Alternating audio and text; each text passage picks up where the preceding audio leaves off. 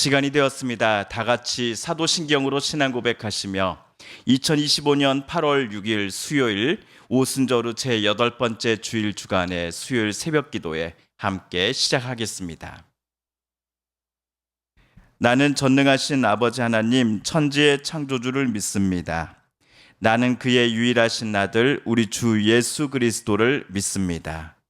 그는 성령으로 잉태되어 동정녀 마리아에게서 나시고 본디오 빌라도에게 고난을 받아 십자가에 못 박혀 죽으시고 장사된 지 사흘 만에 죽은 자 가운데서 다시 살아나셨으며 하늘에 오르시어 전능하신 아버지 하나님 우편에 앉아 계시다가 거기로부터 살아있는 자와 죽은 자를 심판하러 오십니다.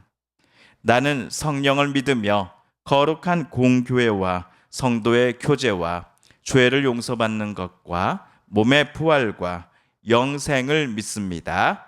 아멘. 2025년 8월 6일 수요일 오늘 우리 함께 읽을 기록된 하나님 말씀 구약의 말씀입니다. 호세아서 제11장 1에서 11절까지의 말씀입니다. 구약 성경 1265쪽경에 있는 호세아서 제11장 1에서 11절까지의 말씀, 오순절 후 제8번째 주일 주간의 수요일 새벽 우리 함께 읽고 묵상합니다. 이스라엘이 어렸을 때 내가 사랑하여 내 아들을 애굽에서 불러냈거늘 선지자들이 그들을 부를수록 그들은 점점 멀리하고 바알들에게서 제사하며 아로새긴 우상 앞에 분향하였느니라. 그러나 내가 에브라임에게 걸음을 가르치고 내 팔로 안았음에도 내가 그들을 고치는 줄을 그들은 알지 못하였도다.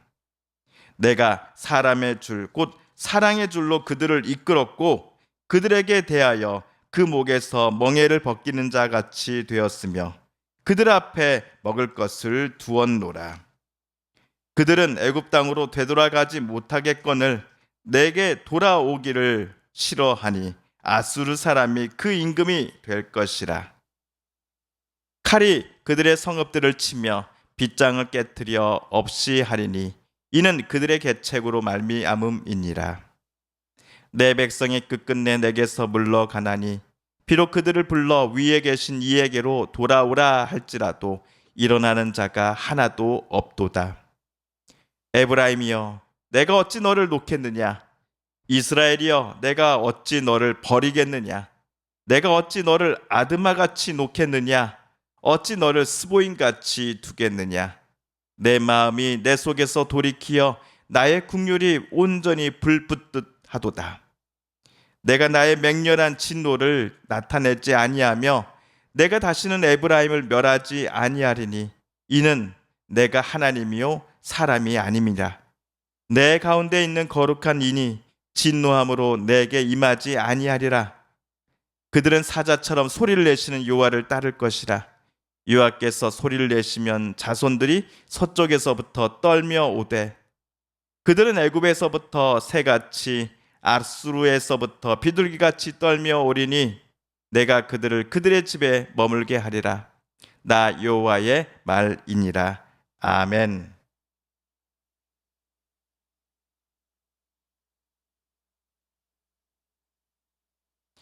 지난주에 우리가 호세아서 1장을 읽었습니다. 그리고 오늘은 교회력에 따른 말씀 읽기표가 제안하는 바에 따라 호세아서 11장 1에서 11절까지 단락을 읽고 우리 묵상하려고 합니다. 호세아는 주전 750년경 북이스라엘에서 활동한 선지자입니다. 하나님은 호세아에게 여인과 결혼하여 음란한 자식들을 낳으라 라고 명하셨습니다. 이는 북이스라엘의 왕과 고관들 그리고 이스라엘의 백성들이 하나님의 백성이라고 하는 거룩한 정체성과는 정반대로 하나님을 멀리 떠나 살고 있었음을 하나님께서 그들에게 똑똑히 깨닫게 하고자 하시기 위해서였습니다. 그리하여 호세아는 고멜이라는 여인과 결혼했습니다. 아들을 낳았는데 이 아이의 이름을 하나님은 이스르엘이라고 지으라 하십니다. 선지자 당시 북이스라엘의 왕은 여로보암 2세였습니다. 그는 예후의 후손입니다. 하나님은 이스라엘 평야에서 예후의 가문들과 후손들을 심판하시겠다라고 말씀하십니다. 고멜이 다시 임신하여 딸을 출산합니다. 딸의 이름을 이번에는 로르하마라라고 하나님께서 지으라 하십니다. 로, 히브리어는 뭐뭇이 아니다. 그리고 루하마는 내가 뭐뭇을 긍휼히 여긴다라는 뜻입니다. 그렇다면 합쳐서 로르하마는 이름을 통해 하나님은 지금의 이스라엘 백성들을 내가 결코 긍휼히 여기지 않으시겠다라는 마음을 표현한 것입니다. 그리고 고멜이 셋째 아이를 낳았으니 남자 아이의 이름을 로암미라고 하나님은 명하셨습니다. 로암미는 내 백성이 아니다라는 뜻입니다. 이쯤 되면 하나님 앞에서 음란을 멈추지 않고 하나님의 뜻과는 정반대로 자기들의 욕심과 욕망에 따라 살았던 북이스라엘 왕과 고관들, 그리고 백성들을 하나님께서 어떻게 생각하고 계시는지 우리는 잘 알 수 있습니다. 그렇다면 우리도 깨달은 교훈을 막상 당사자들인 북이스라엘은 선지자들의 외침을 통해 듣고서 하나님께로 되돌아갔을까요? 아마도 선지자의 수없는 외침에도 그들은 여전히 하나님의 음성과 뜻에 자기들의 귀를 막아버렸던 것 같습니다. 우리 11장 2절 3절을 함께 세 번역으로 읽어보겠습니다. 시작. 그러나 내가 부르면 부를수록 이스라엘은 나에게서 멀리 떠나갔다. 짐승을 잡아서 바알 우상들에게 희생 제물로 바치며 온갖 신상들에게 향을 피워서 바쳤지만 나는 에브라임에게 걸음마를 가르쳐 주었고 내 품에 안아서 길렀다. 죽을 고비에서 그들을 살려 주었으나 그들은 그것을 깨닫지 못하였다. 만약 저와 여러분이 하나님의 입장이었다고 한다면 수없이 회개할 기회를 주었음에도 되돌아오기는커녕 하나님을 무시하는 북이스라엘 백성들을 보면서 마음이 어떠셨을 것 같습니까? 부모들은 자기네들이 낳은 아이의 안녕과 건강하게 자라남을 위해 자신의 모든 것을 쏟아붓습니다. 북이스라엘을 향한 하나님의 마음은 인간의 부모가 자녀에 대해 가지는 마음보다도 더 뜨거웠고 더 깊었으며 더 넓었습니다. 그러나 자녀된 북이스라엘 공동체는 하나님의 이러한 마음을 전혀 알아주지 않았습니다.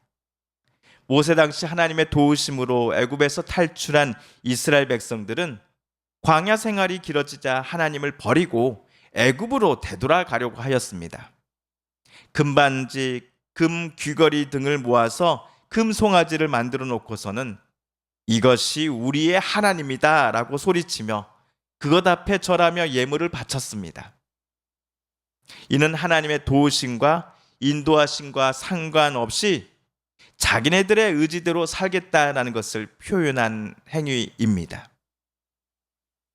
이런 점은 호세 당시 북이스라엘 백성들에게도 마찬가지로 나타납니다. 그들은 하나님을 버리고 바알을 섬겼습니다. 결국 북이스라엘이라는 나라는 망하여 아수르의 지배를 받게 될 것입니다. 그러나 이러한 무서운 종말을 앞두고 있음에도 북이스라엘은 당시의 경제적으로나 군사적인 면에서 북이스라엘 최고의 전성기를 누리고 있으므로 앞날을 이를 통해 애써 모른 척 하려고 했습니다. 해를 손바닥으로 가린다고 하여서 태양이 완전히 가려지지 않는 것처럼 말입니다. 6절, 7절 우리 함께 읽어보겠습니다. 시작. 전쟁이 이스라엘의 성읍을 휩쓸고 지나갈 때에 성문 빗장이 부서질 것이다. 그들이 헛된 계획을 세웠으니 칼이 그들을 모조리 삼킬 것이다. 내 백성이 끝끝내 나를 배반하고 바알을 불러 호소하지만 그가 그들을 일으켜 세우지 못할 것이다. 그런데 8절 이하에 나오는 하나님의 말씀이 우리를 참 당혹스럽게 만듭니다. 에브라임이여, 내가 어찌 너를 버리겠는가? 이스라엘아, 내가 어찌 너를 원수의 손에 넘기겠는가라고 하나님은 말씀하시기 때문입니다. 사람의 심정으로는 북이스라엘처럼 하나님을 배신하고 하나님을 조롱하면서 멀리 떠난 이들을 결코 기다리지 않을 것입니다. 그들이 다시 되돌아오기를 기다리는 사람, 한 번 떠난 이들과 다시 좋은 관계를 맺고자 애쓰는 사람을 가리켜서 우리는 바보 같은 사람이다라고 부를 것입니다. 그런데 오늘 하나님께서 그 바보가 되고자 하십니다. 하나님의 뜻과는 정반대로 우상을 숭배하고 영적으로나 육적으로 음행과 간음을 저질렀으며 남의 것을 빼앗고 자기의 주머니를 더더욱 챙겼으며 사법의 정의를 허물었던 이들을 하나님은 절대로 용서하지 않겠다라고 분명 말씀하셨습니다. 그래서 이스라엘을 반드시 버리겠다라고까지 이야기하셨습니다. 그런데도 하나님께서 차마 그들을 결국 버리지 못하시는 이유가 무엇이었습니까? 이스라엘을 불쌍히 여기는 그 하나님의 애정이 하나님의 마음속에서 너무나 큰 불길처럼 강하게 치솟아 올랐기 때문입니다. 그래서 이스라엘은 하나님을 저버렸고 지금도 되돌아오지 않음에도 하나님은 다시금 그들을 기다리시겠다라고 결심하셨습니다. 미래의 북이스라엘이 아수르의 침공을 받아 수많은 이들이 포로로 끌려가게 될 때에 하나님은 박수를 치면서 그들의 처지를 좋아라 하심이 아니라 이스라엘과 그때도 늘 함께 하시며 언젠가는 반드시 그들을 그리운 고향 땅으로 되돌아오게 해 주실 것을 선지자의 입을 통하여 오늘 하나님은 약속하십니다. 그렇다면 하나님은 선지자의 입을 통해 이스라엘에게 무엇을 요청하셨던 것일까요?